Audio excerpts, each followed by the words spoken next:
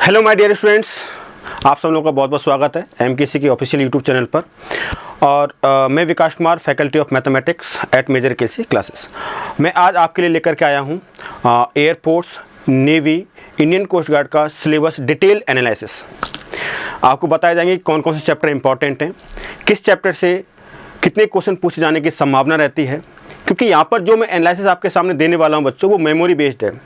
और मेरे प्रीवियस जो एक्सपीरियंस रहा है उसके बिहाफ पर मैं यहाँ पर आपको बताने वाला हूँ कि कौन सा चैप्टर ज़्यादा इंपॉर्टेंट होता है, एयरफोर्स में कौन सा ज़्यादा चैप्टर इंपॉर्टेंट है, नेवी में कौन सा इंपॉर्टेंट चैप्टर है, आईसीजी के अंदर कौन सा इंपॉर्टेंट चैप्टर है, क्वेश्चंस का लेवल क्या रहता है, वो मैं यहाँ पर आपको बताने वाला हूँ। ठीक है ना। तो सबसे पहले अगर हम बात करें तो हम बच्चों बात करने वाले हैं एयरफोर्स की बात करने वाले हैं। किसकी बात करने वाले हैं बच्चों? एयरफोर्स की। जैसा कि हम सब लोगों को पता है कि एयरफोर्स का एग्जाम जस्ट आने वाला है हमारा जनवरी के अंदर, उसके बाद नेवी का एग्जाम लगा हुआ है एंड देन आईसीजी का एग्जाम आने वाला है। तो कंप्लीटली डिटेल एनालिसिस आपको यहाँ पर बताई जाएगी। तो सबसे पहले अगर हम बात करें तो हम बात करने वाले बेटा एयरफोर्स एक्स ग्रुप की बात करने वाले हैं। ठीक है। एयरफोर्स एक्स ग्रुप के अंदर मैथमेटिक्स के रिगार्डिंग कौन कौन से इंपॉर्टेंट चैप्टर्स होते हैं और कहाँ से क्वेश्चन आने की ज़्यादा संभावना होती है। ठीक है। जैसा कि अगर बात करूं बच्चों एयरफोर्स की बात करता हूं एक्स ग्रुप की, मैथ्स के अंदर 25 क्वेश्चंस आते हैं और अमूमन तौर पर देखा जाए करीब करीब 30 चैप्टर्स के आसपास हमारा सिलेबस होता है, 30 चैप्टर के आसपास होता है। और एक मोटे मोटे तौर पर रेशियो लगाएं तो करीब करीब एक क्वेश्चन जो है वो हर एक चैप्टर से पूछ ही लिया जाता है आपका। ठीक है। बट फिर भी कुछ ऐसे चैप्टर होते हैं जहाँ से 1 से 2 क्वेश्चन आने की संभावना होती है और कुछ ऐसे चैप्टर भी होते हैं जहाँ से कोई भी क्वेश्चन नहीं आता है, क्योंकि चैप्टर तो हमारे पास 31 है और क्वेश्चन आने 25। ठीक है। तो अगर हम बात करें तो यहाँ पर आपके जो कुछ चैप्टर्स हैं इस प्रकार से आपके गिवन हैं: sets, relation and function, trigonometric function, inverse trigonometric functions, complex number and quadratic equation, linear inequalities, mathematical induction, permutation and combination and binomial theorem. और भी चैप्टर्स हैं, उनको हम बाद में देखेंगे। तो अगर हम बात करें सेट, रिलेशन एंड फंक्शन की बात करें तो बच्चों यहाँ से 2 क्वेश्चन आने के चांसेस रहते हैं बच्चों। एक क्वेश्चन भी आ सकता है, 2 क्वेश्चन भी आपके बन सकते हैं। ठीक है। बट क्वेश्चन आता जरूर है यहाँ से, क्वेश्चन आपका जरूर पूछा जाएगा यहाँ से। ठीक है ना। और अगर हम बात करें बच्चों दोनों चैप्टर की बात करते हैं, trigonometric function and inverse trigonometric function की बात करते हैं, दोनों चैप्टर की अगर हम बात करें यहाँ पर तो यहाँ से करीब 1 से 2 क्वेश्चन यहाँ से भी आपके पूछे जाने की संभावना पूरी बनी रहती है। अमूमन तौर पर आपसे 2 क्वेश्चन पूछे जाते हैं बट एक क्वेश्चन तो आपका पूछा ही जाएगा यहाँ से। क्लियर है? ये भी काफी ज्यादा इंपॉर्टेंट चैप्टर आपका हो जाता है। और अगर हम इस चैप्टर की महत्वपूर्णता को समझें, इंपॉर्टेंस को समझें, तो मैथमेटिक्स से रिगार्डिंग ये काफी इंपॉर्टेंट चैप्टर आपका वैसे भी बन जाता है। कैसे कि अदर जो चैप्टर्स होते हैं जैसे इंटीग्रेशन वगैरह हुआ, वहां पर भी ट्रिग्नोमेट्री जो है बेटा बहुत ज़्यादा काम आती है। ट्रिग्नोमेट्रिक फंक्शन वाला जो चैप्टर है बहुत ज़्यादा आपका काम आता है। इसी तरीके से कैलकुलस का ये सबसे बेसिक वाला चैप्टर होता है। अगर इस चैप्टर में कहीं ना कहीं गड़बड़ है तो इतना तो तय है कि आगे आने वाले जो चैप्टर्स है कहीं ना कहीं आपको प्रॉब्लम आएगी, समस्या आएगी। ठीक है ना। तो इन दोनों चैप्टर्स का स्ट्रॉन्ग होना बहुत ही जरूरी है। अब कॉम्प्लेक्स नंबर और क्वाड्रेटिक को बेटा मैंने एक ही पार्ट में यहाँ पर क्लब कर दिया है, कॉम्प्लेक्स नंबर एंड क्वाड्रेटिक। ठीक है ना। तय है बच्चों यहाँ से एक क्वेश्चन तो बनेगा, दोनों चैप्टर से एक क्वेश्चन तो आपका बनता है, या तो वो कॉम्प्लेक्स नंबर का बन जाता है या फिर बच्चों को क्वाड्रेटिक का बन जाता है। फिर भी जो चांसेस सबसे ज्यादा रहते हैं बच्चों वो कॉम्प्लेक्स नंबर के चांसेस ज्यादा रहते हैं, कि कॉम्प्लेक्स नंबर से क्वेश्चन आने के चांसेस ज्यादा रहते हैं as compare to quadratic. Quadratic से भी आ सकता है। ठीक है। लीनियर इनइक्वालिटी की बात बेटा मैं बाद में बात करूंगा, अभी लीनियर इनइक्वालिटी की बात में नहीं करूंगा। कुछ ऐसे चैप्टर हैं जो मैंने मिसलिनियस के अंदर डाले हुए हैं। ठीक है। मिसलिनियस के अंदर मैंने वहां पर डाले हुए हैं। ठीक है। वहां से कुछ क्वेश्चन जो वेटेज है क्वेश्चन का उसको भी आपको बताया जाएगा। अगर मैं मैथमेटिकल इंडक्शन की बात करता हूं, इसको भी मिसलिनियस में कंसीडर किया है। अब यहां पर 2 चैप्टर आपके सामने लिखे हैं, permutation and combination and binomial theorem. Permutation combination से एक क्वेश्चन आना तय है बेटा, एक क्वेश्चन यहां से आना तय है कि इसको तो कोई रोक ही नहीं सकता, एक क्वेश्चन तो आएगा ही आएगा। बाइनोमियल थ्योरम से भी आपका एक क्वेश्चन बन जाता है, मैंने बोला भी बन जाता है, यानी कभी कभार इन दोनों का क्लब होकर के 1 से 2 क्वेश्चन आते हैं बेटा। ठीक है ना। एक क्वेश्चन तो आना तय है कि इन दोनों चैप्टर से तो एक क्वेश्चन आएगा। बट होता क्या कि कुछ जो प्रॉपर्टीज होती हैं बाइनोमियल की वो किसके अंदर होती हैं? आपके पीएनसी के अंदर होते हैं। पीएनसी मतलब परम्यूटेशन एंड कॉम्बिनेशन, क्रमचय तथा संचय। ठीक है ना। तो क्रमचय तथा संचय से एक क्वेश्चन आने की पूरी संभावना रहती है बच्चों, और बाइनोमियल थ्योरम से हो सकता आ जाए। बट कभी कभार ये भी देखा गया है कि यहां से आपके 2 क्वेश्चन आ जाते हैं। कभी कभार ये भी देखा गया है कि यहाँ से आपके 2 क्वेश्चन बन जाते हैं, कहीं ना कहीं बायोनॉमियल का हल्का फुल्का वो कॉन्सेप्ट आपसे यूज करवा लेता है, यानी कि द्विपद प्रमेय का, ठीक है ना। हिंदी मीडियम माध्यम वाले विद्यार्थियों के लिए मैं बता देता हूँ बेटा, इसको फलन बोलते हैं, समुच्च संबंध तथा फलन इसको बोला जाता है इस चैप्टर को। इसको त्रिकोणमितीय फलन बोलते हैं बेटा, इसको प्रतिलोम त्रिकोणमितीय फलन बोलते हैं, इसको बोलते हैं बेटा सम्मिश्र संख्या तथा द्विघात समीकरण। ये आपका लीनियर इनइक्वलिटी होता है, रैखिक जो आपका इनइक्वलिटी होता है, ठीक है ना, इनइक्वेशन होता है। ये मैथमेटिकल इंडक्शन आपका होता है, क्रमचय तथा संचय एंड द्विपद प्रमेय। क्लियर है। तो ये तो हमारी कुछ चैप्टर्स की बात हो चुकी है। अब कुछ आगे आने वाले इंपॉर्टेंट चैप्टर्स की बात कर लेते हैं। और ये जो एनालिसिस बच्चों में आपको बता रहा हूँ, ये मेमोरी बेस्ड है और मेरा कुछ पास्ट एक्सपीरियंस है, उसके बेसिस पर मैं आपको बता रहा हूँ। इसी प्रकार से हमारा जो यूट्यूब पर जो सेशंस चल रहे हैं, इस हिसाब से आपको वहां पर प्रिपेयर कराया जा रहा है, ठीक है। चलो नेक्स्ट अगर हम बात करें आप लोगों से सीक्वेंस सीरीज की बात करते हैं बच्चों। सीक्वेंस सीरीज से बच्चों एक क्वेश्चन आपका बन जाता है, एक क्वेश्चन बन जाता है यहाँ से, ठीक है ना। सीक्वेंस सीरीज से आपका एक क्वेश्चन पूछा जाएगा, यानी कि श्रेणी से, राइट, श्रेणी से आपका एक क्वेश्चन आपका यहाँ से बन जाता है। Cartesian system of rectangular coordinate and straight line, इन दोनों चैप्टर को बेटा मैंने क्लब कर दिया है, ठीक है ना, इन दोनों चैप्टर को मिला दिया है। 100% आपका एक क्वेश्चन यहाँ से बनता है, एक क्वेश्चन यहाँ से पूछ लेता है, या तो इस चैप्टर से पूछता है या फिर इस चैप्टर से पूछता है। इस चैप्टर में आपका क्या क्या आता है, जैसे केंद्रक आ गया, परिकेंद्र आ गया, अंतकेंद्र आ गया, ठीक है ना, आपका विभाजन सूत्र आ गया, सेक्शन फॉर्मूला हो गया, ठीक है ना, और इन सेंटर, लोकस वगैरह जो क्वेश्चन बनते हैं ना वो इस चैप्टर से बनते हैं, ठीक है ना। और इसमें क्या आता है आपका स्ट्रेट लाइन, सरल रेखा, ठीक है ना, और फैमिली ऑफ लाइंस, राइट। यहाँ से दोनों चैप्टर की बात करता हूं, दोनों चैप्टर को मिलाकर के एक क्वेश्चन 100% आपका यहाँ से बनेगा ही बनेगा बच्चों, ठीक है ना।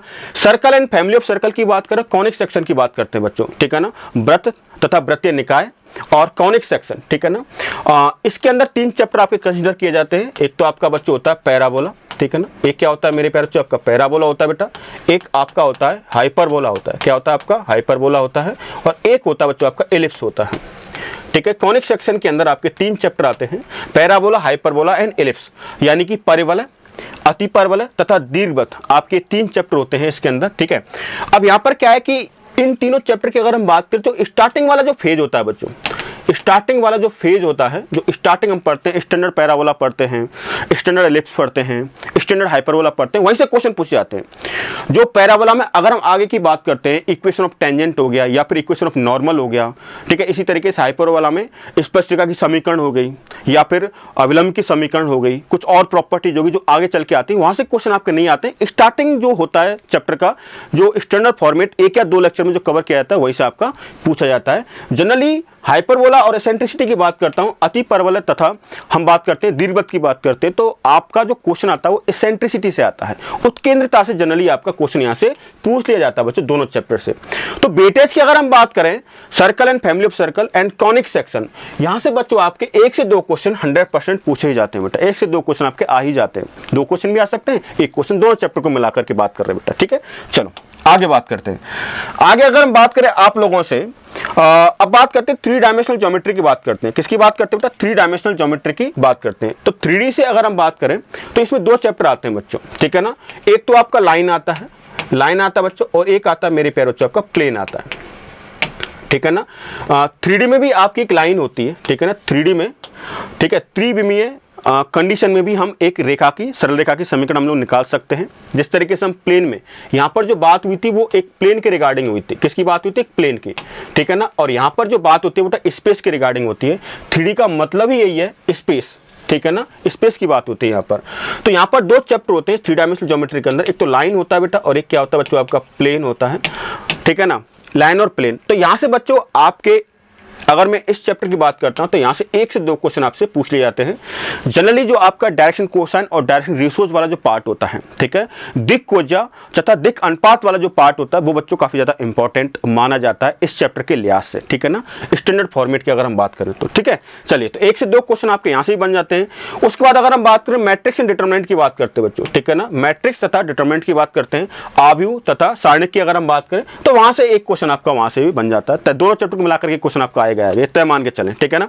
और वो भी क्वेश्चन आपका कहाँ से पूछा जाता है, अगर मैं क्वेश्चन की बात करता हूँ तो जनरली आपका जो क्वेश्चन पूछा जाता है इक्वलिटी ऑफ मैट्रिसेस पर छोटा मोटा क्वेश्चन आपको दे देगा, या फिर हल्का फुल्का इन्वर्स पे दे देता है। इन्वर्स की जो प्रॉपर्टीज होती हैं, ठीक है ना, प्रतिलोम किसी भी आयु का हम प्रतिलोम निकालते हैं, वहाँ से भी क्वेश्चन आपसे पूछ लेता है, ठीक है। कभी कभार मल्टीप्लीकेशन और इक्वलिटी मिला करके क्वेश्चन बन जाता है आपका, ठीक है ना। वो भी छोटे छोटे मैट्रिसेस देता है, वो बड़े बड़े आयु आपको देगा नहीं, छोटे छोटे मैट्रिसेस छोटे छोटे सारणिक आपको देगा, ठीक है। और जो सारणिक की प्रॉपर्टीज होती है वहाँ से क्वेश्चन पूछ लेता है। जनरली बच्चों क्या होता है, किसी भी चैप्टर की अगर बात करूँ जो इंपॉर्टेंट पोर्शन होता है वो उसकी प्रॉपर्टीज होती हैं, गुणधर्म होते हैं, ठीक है ना। एप्लीकेशन वाला एरिया ज़्यादा इंपॉर्टेंट होता है पूरे चैप्टर की अगर बात करता हूँ। तो जहाँ पर भी किसी भी चैप्टर में एप्लीकेशन आती है कि भाई इसका यूज ऐसा होता है, तो वो जो यूज ऐसा होता है ना वही ज़्यादा इंपॉर्टेंट होता है हर एक चैप्टर की अगर मैं बात करता हूँ तो, ठीक है ना।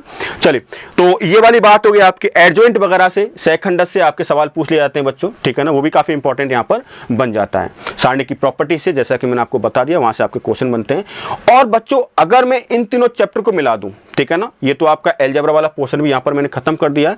अब मैं इनकी बात करता हूँ, limit, continuity, differentiation and application of derivative की बात करते हैं, ठीक है ना। सीमा तथा सततता, अवकलनीयता और एप्लीकेशन ऑफ डेरिवेटिव यानी कि अवकलजों का अनुप्रयोग। अगर हम 3 चैप्टर की बात करते हैं बेटा, तो इन 3 चैप्टर से ये मान के चलो बेटा 2 क्वेश्चन तो आपके कहीं गए नहीं, 2 क्वेश्चन तो आपके पूछे ही जाएंगे बच्चों, 2 क्वेश्चन तो आपके पूछे ही जाएंगे।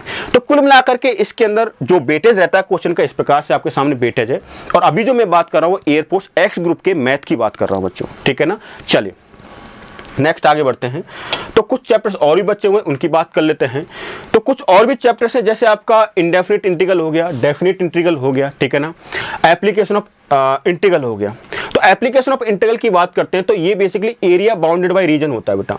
ये कौन सा होता है आपका, एरिया बाउंडेड बाय रीजन होता है। तो एरिया बाउंडेड बाय रीजन की अगर हम बात करें, तीनों चैप्टर की बात कर रहा हूं क्योंकि तीनों चैप्टर कंप्लीटली इंटीग्रेशन पर डिपेंडेंट रहते हैं, समाकलन पर आधारित रहते हैं। अगर आपको समाकलन आता है तो आप इन तीनों चैप्टर के अंदर बहुत ही सहज महसूस करोगे, ठीक है।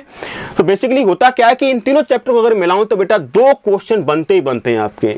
सबसे ज्यादा चांस जो रहते हैं वो डेफिनेट से रहते हैं, डेफिनेट से सबसे ज्यादा चांसेस रहते हैं आने के, वो भी आपके प्रॉपर्टी से क्वेश्चन ज्यादा पूछे जाते हैं। जो आपके गुणधर्म जो होते हैं, जो हम पढ़ाते हैं P1, P2, P3 जो प्रॉपर्टी हम पढ़ाते हैं क्लास के अंदर, ठीक है ना, वहां से क्वेश्चन आने के बहुत ज्यादा चांसेस यहां से रहते हैं। तो करीब करीब 2 क्वेश्चन आपसे बच्चों यहां से पूछे जाते हैं। और अगर मैं डिफरेंशियल इक्वेशन की बात करता हूं तो डिफरेंशियल इक्वेशन में आपका एक क्वेश्चन बन जाता है बेटा, कभी कभार एक क्वेश्चन नहीं भी बनता है, बट एक क्वेश्चन अमूमन तौर पर देखा गया है कि हर एक शिफ्ट के अंदर पूछ लिया जाता है, ठीक है ना। हो सकता है किसी शिफ्ट में ना भी पूछा जाए, बट ये जो एक क्वेश्चन आता है ना बेटा, इसकी जो 90% तक गारंटी रहती है।